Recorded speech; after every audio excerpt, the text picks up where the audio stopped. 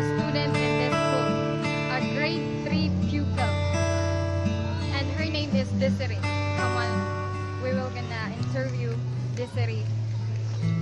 Alam mo bang first time kong makita ang isang napakaliit na bata ng katulad ko. Tsaka gusto kong matulungan ka.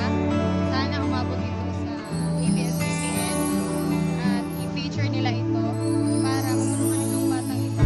Kasi si Desiree isang masipag na bata at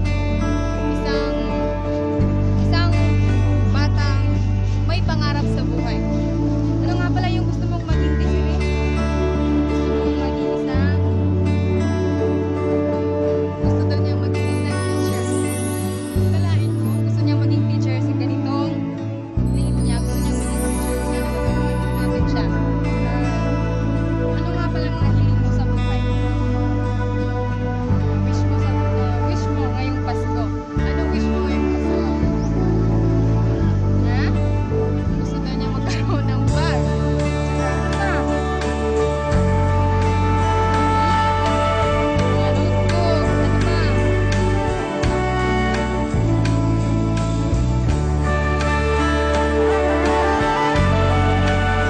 Paano pagkwentuhan namin? Sabi niya, meron daw siyang maliit na negosyo sa bahay nila.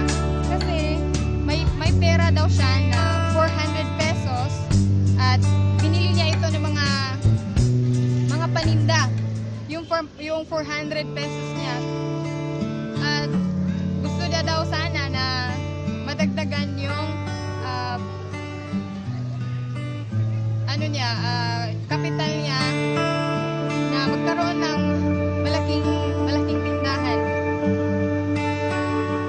Para daw matulungan niya yung mama at papa niya. Kasi yung mama niya, isang housewife, at saka yung papa naman niya, driver ng isang motor. At yun lang yung hanap buhay ng kanyang papa. Sana tulungan niyo po ako na ikalat itong video na to para matulungan si Desiree at matupad yung mga pangarap